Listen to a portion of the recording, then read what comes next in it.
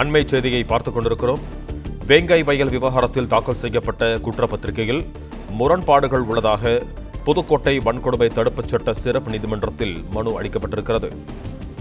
குற்றப்பத்திரிகையில் குற்றவாளிகள் என குறிப்பிடப்பட்டிருக்கும் முரளிராஜா, சுதர்சன், முத்துகிருஷ்ணன் ஆகிய 3 பேர் இந்த மனுவை தாக்கல் செய்திருக்கிறார்கள். வேங்கை வயல் விவகாரத்தில் தாக்கல் செய்யப்பட்ட குற்றப்பத்திரிகையில் முரண்பாடுகள் இருப்பதாக மனு அளிக்கப்பட்டிருக்கிறது. இதுகுறித்து கூடுதல் விவரங்களோடு இணைகிறார் எமது செய்தியாளர் மனோகரன். வணக்கம் மனோகரன், உங்களிடம் இருக்கும் தகவல்களை பகிர்ந்து கொள்ளுங்கள். வணக்கம். புதுக்கோட்டை வன்கொடுமை தடுப்பு சிறப்பு நீதிமன்றத்தில் தற்பொழுது ஒரு மனு தாக்கல் செய்யப்பட்டுள்ளது.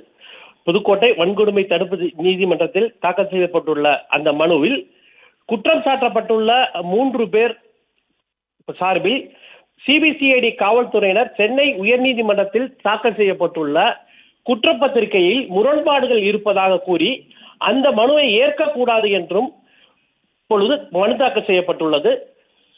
குற்றவாளிகள் என தற்பொழுது அறிவிக்கப்பட்டுள்ள முரளிராஜா, சுதர்சனன் மற்றும் முத்துகிருஷ்ணன் ஆகியோர் சார்பாக அவரது வழக்கறிஞர் மலர்மன்னன் என்பவர் தற்பொழுது புதுக்கோட்டை வன்கொடுமை தடுப்பு சிறப்பு நீதிமன்றத்தில் இந்த மனு தாக்கலை செய்துள்ளார்.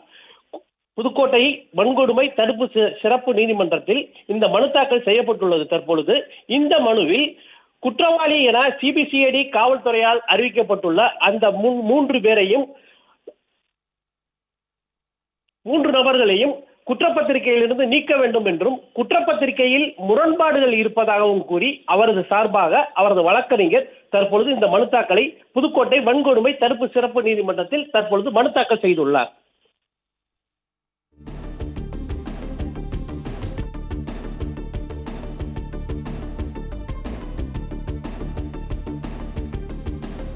நன்றி மனோகரன், உங்கள் தகவல்களுக்கு.